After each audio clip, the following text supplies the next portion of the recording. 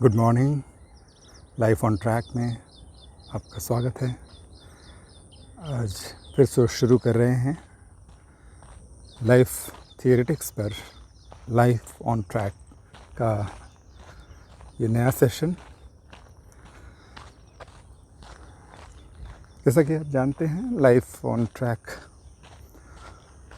अक्सर इसमें वॉकिंग करते हुए, लाइव वॉकिंग करते हुए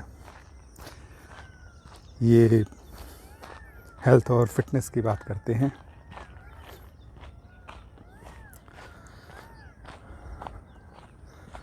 आज इसमें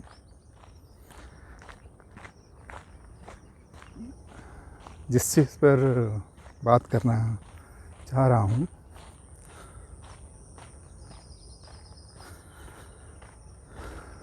वो है एक नई इंटरेस्टिंग फैक्ट एक रिसर्च से पता चला है, उसके बारे में। वो है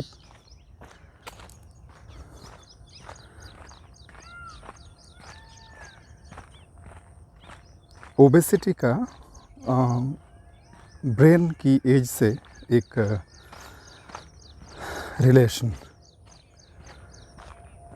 आजकल एजिंग पर जो रिसर्च हो रहा है, उसमें जो बायोलॉजिकल एज है उससे जुड़ी हुई रिसर्च, और इसी के तहत ये रिसर्च सामने आई है, जिसमें लोगों की ओबेसिटी के साथ ब्रेन की जो एज है उसको मेज़र किया गया।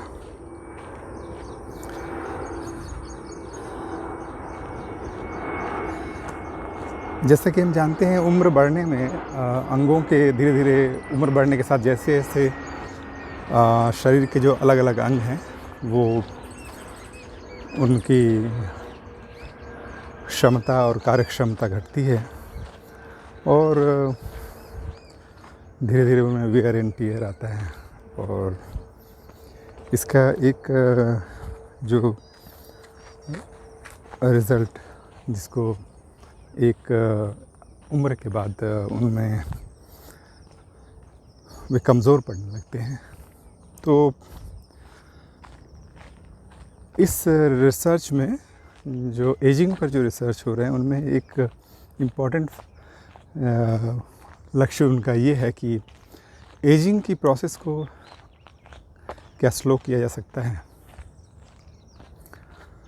ये देखा गया है कि हमारे बहुत से लाइफस्टाइल के बहुत से फैक्टर्स हैं जिनका एजिंग से बहुत गहरा संबंध है, और अगर उन फैक्टर्स को कंट्रोल किया जाता है, संयमित जीवन अगर जिया जाता है, तो उम्र के घटने की प्रक्रिया में एक धीमापन आता है उम्र बढ़ने की प्रक्रिया में, और ज़्यादा उम्र में भी ज़्यादा देर तक युवा रहा जा सकता है। तो इस रिसर्च का संबंध इसी चीज़ से है, इसलिए मैं इस बारे में बात करूँगा। इस रिसर्च में ओबेसिटी को घटाने के लिए, कम करने के लिए फ़ैट वगैरह जो मेथड अपनाए गए, उनके वो कोई भी मेथड हो सकते हैं। अगर फूड हैबिट से उसको कम किया जा सकता है, उसके साथ हेल्दी एक्सरसाइज।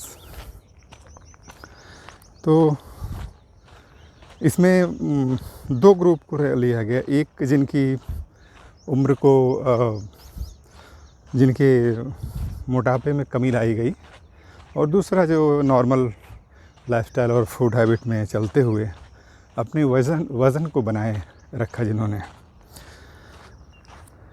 इस रिसर्च में ये देखा गया कि जो उम्र वज़न घटने से ब्रेन की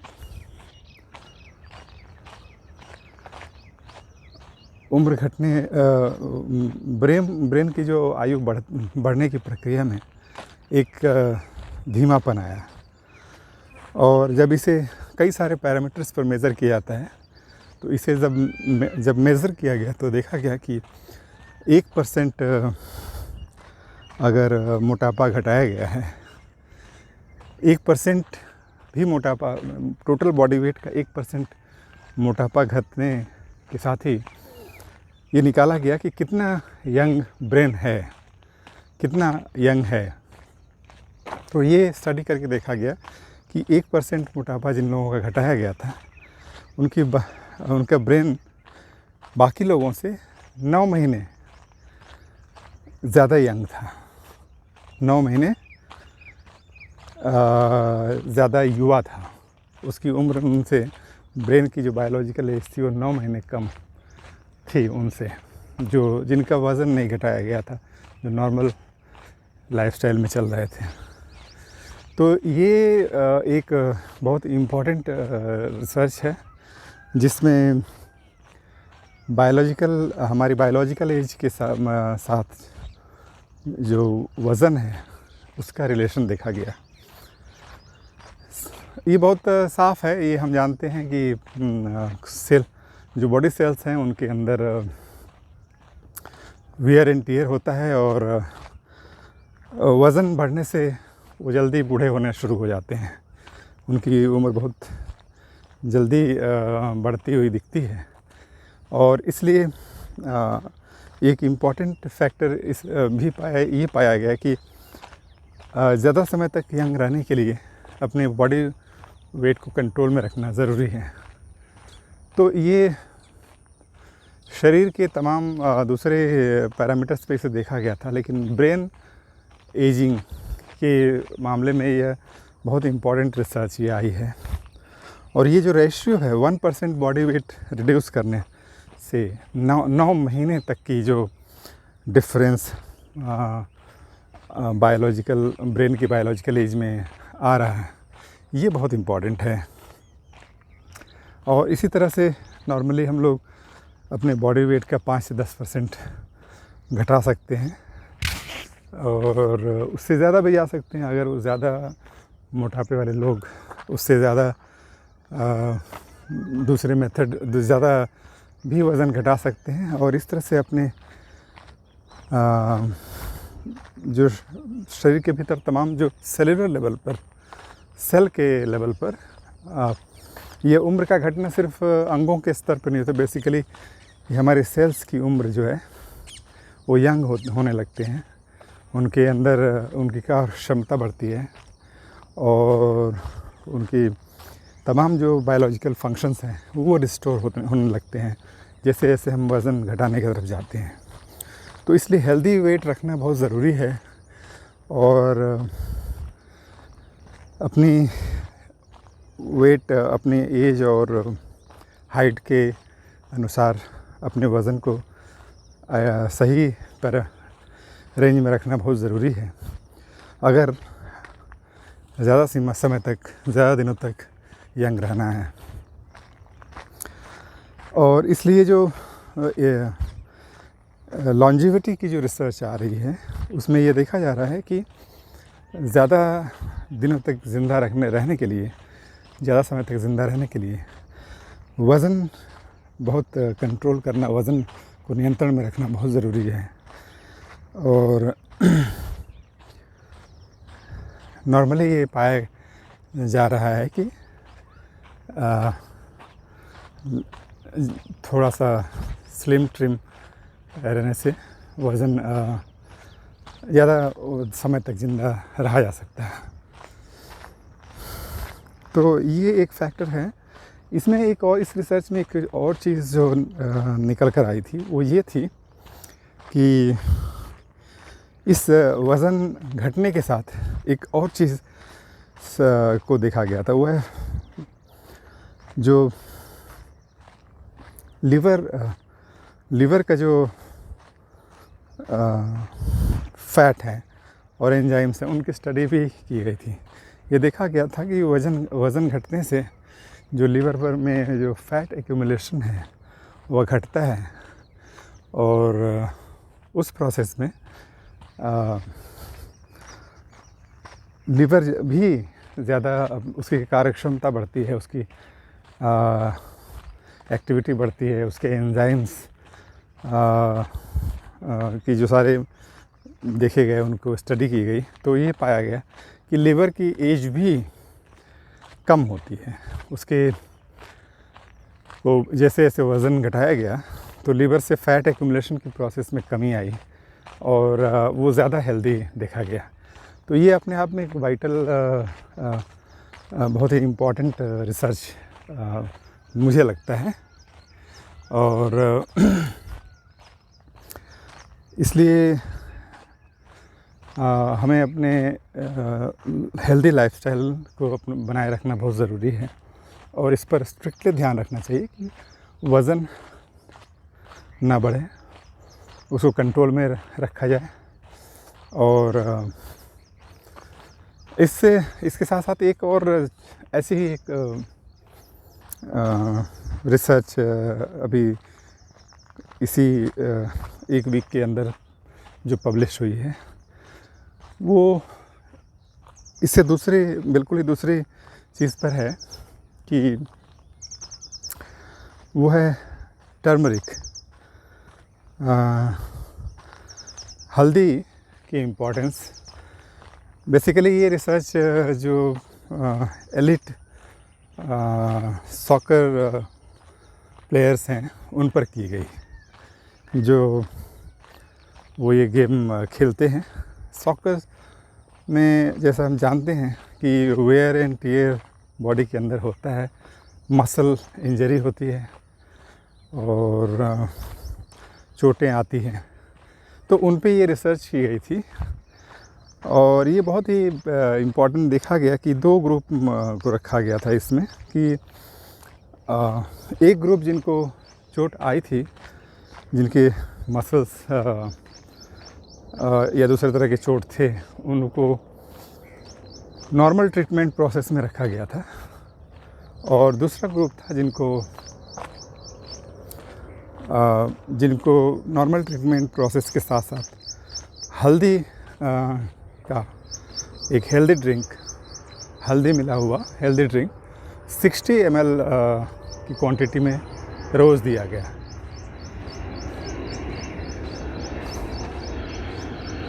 अब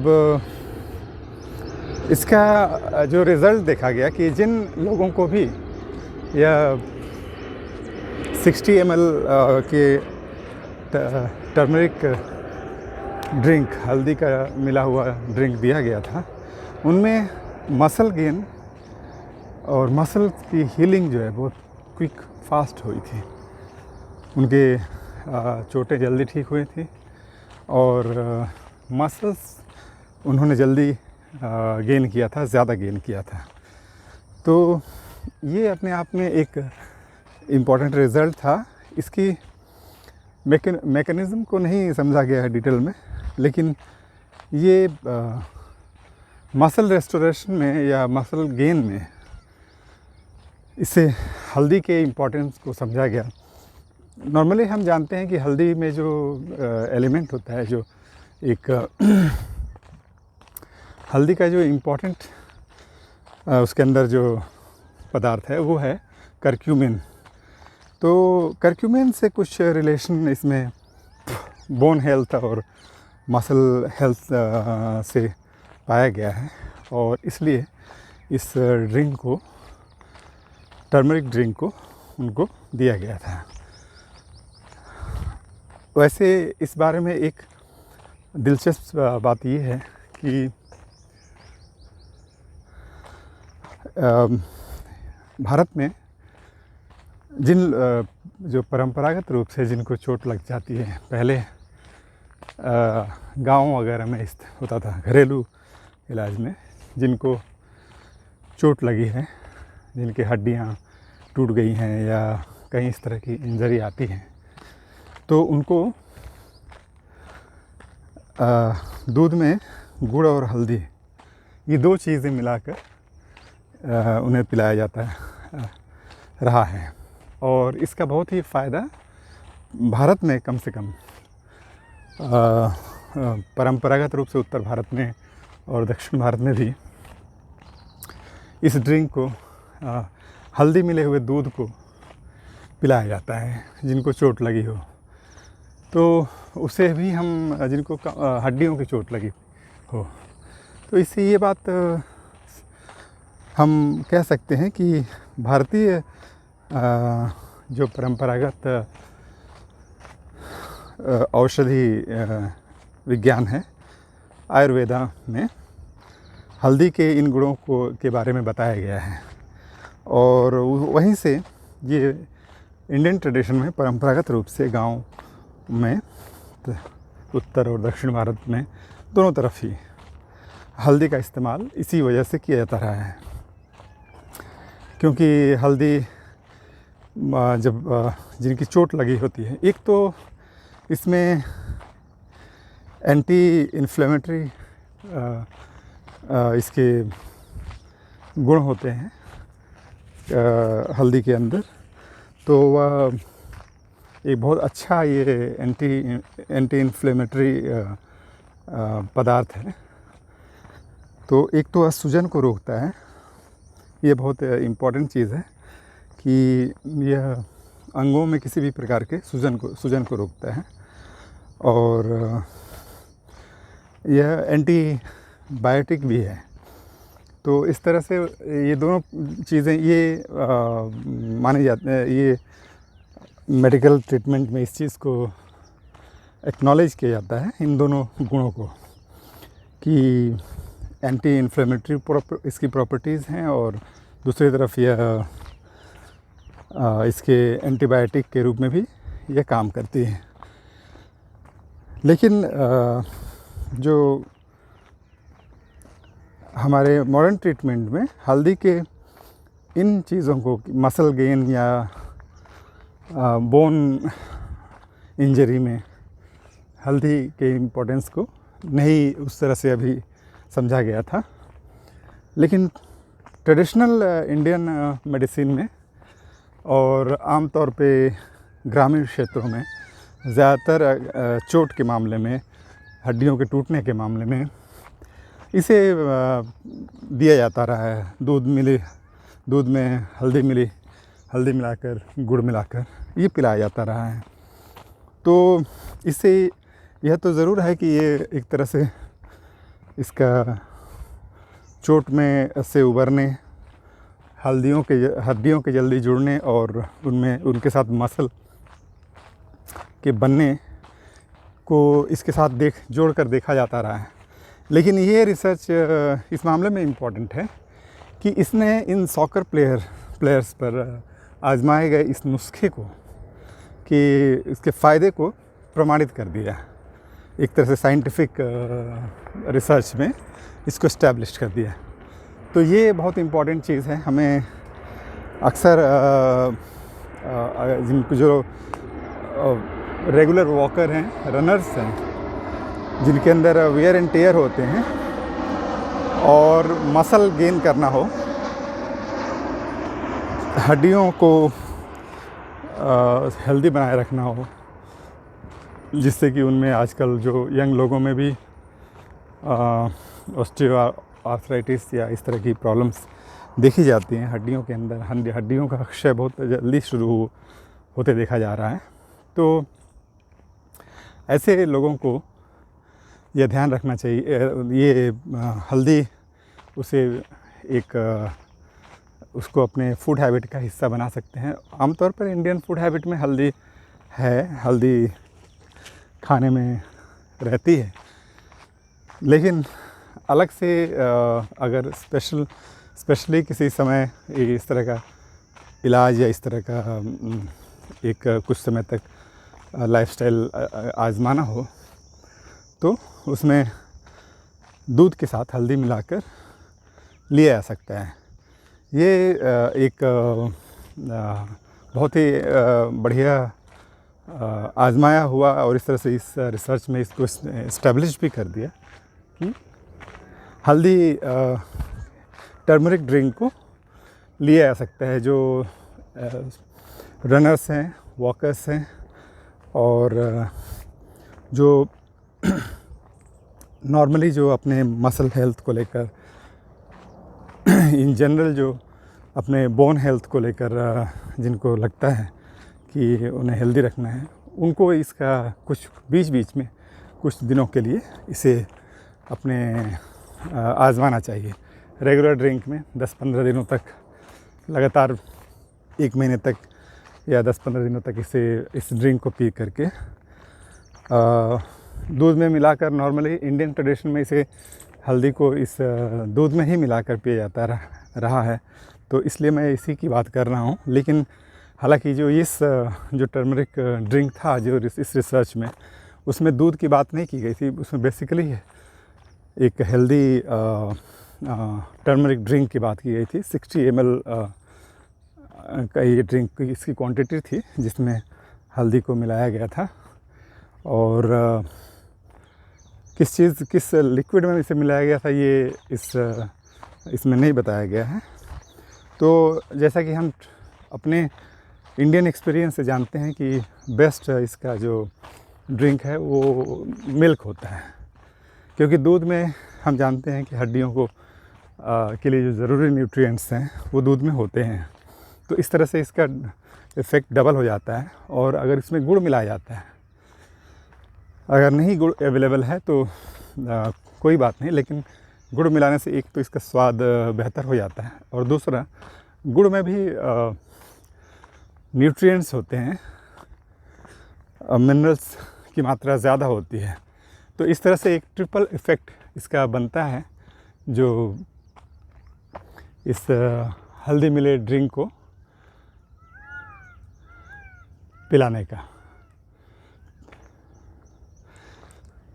तो ये दोनों रिसर्च पर हमारी बातचीत इम्पॉर्टेंट है, क्योंकि पहले रिसर्च में जिसमें कि ब्रेन की हेल्थ को अगर ठीक करना है, अच्छा उसमें एक इम्पॉर्टेंट चीज़ ये भी थी कि उसमें ये भी देखा गया कि ओबेसिटी घटने से उसके घटने से जो कॉग्निटिव फंक्शंस हैं, यानी याददाश्त और दूसरी चीज़ें, इनमें एक बेहतर हुए थे। और इन जनरल जो अल्जाइमर और डिमेंशिया के जो पर हुए रिसर्च अब तक हुए हैं या हो रहे हैं, उनमें ये देखा जाता है कि फ़ैट एक्यूमुलेशन का इनसे कहीं ना कहीं कोई रिश्ता है। इस तरह के जो न्यूरो डिजेनरेशन के जो की बीमारियां जो हैं, उनमें उनका रिलेशन फ़ैट के साथ भी है। ज़्यादा फ़ैट होने से अल्जाइमर जैसी डिज़ीज़ या डिमेंशिया की सिचुएशन में का ज़्यादा ख़तरा होता है। और इस एक पॉइंट ये भी है जो हमें क्यों अपना वज़न नियंत्रण में रखना चाहिए और क्यों वज़न घटाना चाहिए, इस बात को अगर देखना है तो, यानी कि शायद इसका रिलेशन इस तरह से भी है कि लंबे समय तक ब्रेन के यंग बनाए रखना है, तो हमें उसकी ओबेसिटी पर ध्यान देना चाहिए, कम करनी चाहिए उसे। और इसका दूसरा एक वज़न घटाने का दूसरा फ़ायदा ये भी है कि इस तरह की जो न्यूरो डिजेनरेशन वाली जो डिज़ीज़ हैं, डिमेंशिया या अल्जाइमर, या आम तौर पे ब्रेन की क्षमता को ख़त्म करते हैं, जल्दी उसे नुकसान पहुंचाते हैं, उनसे बचा जा सकता है लंबे समय तक। ब्रेन को लंबे समय तक, ज़्यादा उम्र तक यंग बनाए रखने के लिए मोटापे को घटाना बहुत ज़रूरी है, या मोटापा नहीं आने देना बहुत ज़रूरी है। इसका एक रिज़ल्ट ये भी है। तो इस तरह से हमने तीन बातों पर देखा। एक तो ब्रेन हेल्थ के साथ जो ओबेसिटी की जो कनेक्शन है, कि उसके 1% उसके अगर उम्र हमारी अगर फ़ैट को घटाया जाता है, बॉडी वेट को, तो उससे 9 मंथ तक जो है ब्रेन यंग दिखाई पड़ रहा है। दूसरा, ओबेसिटी घटाने से फैट जैसे ही कम होता है वैसे ही लिवर भी यंग और ज़्यादा एक्टिव दिखता है, उसमें फ़ैट एक्यूमुलेशन उसमें भी कम होता है। तीसरा, वज़न घटाने का एक फ़ायदा सीधे तौर पे जो हमारे कॉग्निटिव फंक्शंस हैं, ब्रेन की जो डिजीज़ हैं उनसे बचा जा सकता है, जिसमें डिजेनरेशन होते हैं, उनका क्षय होता है, उनसे बचा जा सकता है। तो वज़न घटाने का एक तीसरा रिलेशन इससे है। और जो लास्ट बात हमने की वो है मसल गेन करने के लिए, बोन की हेल्थ को बनाए रखने के लिए। और अगर इंजरी हो रही है, चोट वगैरह हो रही है, जो सॉकर प्लेयर्स पर जो रिसर्च हुई है कि कैसे जो टर्मरिक ड्रिंक, हल्दी का ड्रिंक, कैसे उनके जल्दी रिकवरी और उनके मसल हेल्थ को एक्टिवेट करता है, उन्हें जल्दी रिकवर होने के लिए। और जैसा कि हम ट्रेडिशनल अपने मेडिकल नॉलेज से भी जानते हैं, आयुर्वेदा और परंपरागत रूप से जो ग्रामीण क्षेत्रों में जो आजमाया जाता रहा है कि हल्दी का हड्डियों में चोट लगने से रिकवरी के लिए हल्दी वाले दूध, हल्दी और गुड़ के जो नुस्खे का इस्तेमाल किया जाता है। इसकी साइंटिफिक इसका जो कनेक्शन है और साइंटिफिक इसका इस्टेब्लिशमेंट इस रिसर्च से होता है। तो आज लाइफ ऑन ट्रैक में इतना ही।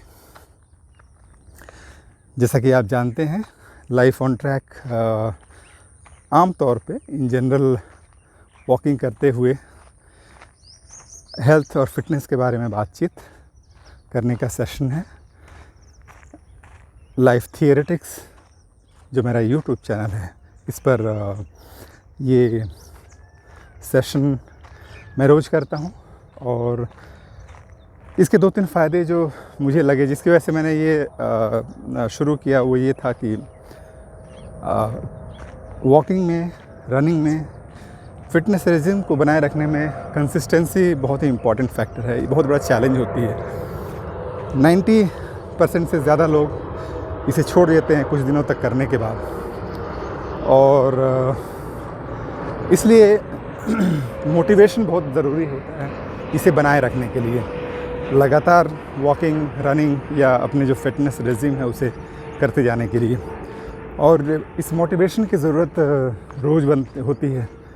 और एक तरह से अगर हम कलेक्टिव करते हैं इसे, ग्रुप में वॉकिंग करते हैं, ग्रुप में रनिंग करते हैं, तो ये मोटिवेशन बीच में अगर कमज़ोर भी पड़ता है तो हमारे कम से कम रेगुलरिटी में कोई कमी नहीं आती है।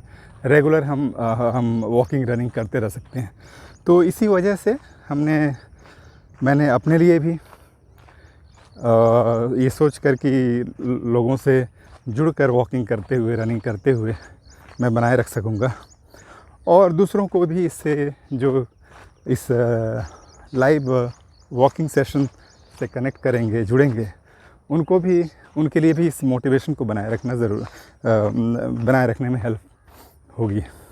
और इसलिए उस समय ये फिटनेस के लिए ये लाइव वॉकिंग सेशन, और इसके साथ साथ लाइव वॉकिंग सेशन करते हुए अपने फिटनेस से जुड़े हुए, हेल्थ से जुड़ी हुई इन जनरल जो रिसर्च या जो इन्फॉर्मेशन आ रही हैं उनके बारे में बातचीत, ये हमारी मोटिवेशन को भी बनाए रखता है। और दूसरी तरफ हम अपनी बॉडी को इंटरनली ज़्यादा गहराई से समझ सकते हैं कि हम जो एक्सरसाइज कर रहे हैं उसका क्या फ़ायदा है और उसे कितनी बेनिफिट हमारे शरीर के अंदर, सेल के अंदर किस तरह की चेंजेस उससे आ रही हैं। इसको समझने में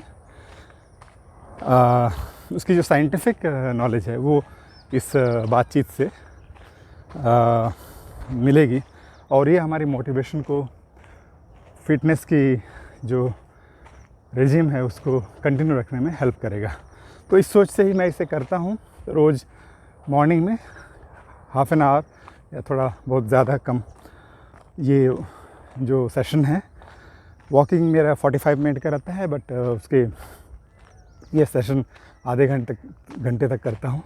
तो इससे आप जुड़ेंगे, इसकी रिक्वेस्ट करूँगा। और अपने जो फ्रेंड्स हैं उनको भी जोड़ने के लिए इसका लिंक भेजिए, जिससे ज़्यादा से ज़्यादा लोग इस लाइव वॉकिंग सेशन से जुड़ सकें और उन्हें इसका फ़ायदा हो।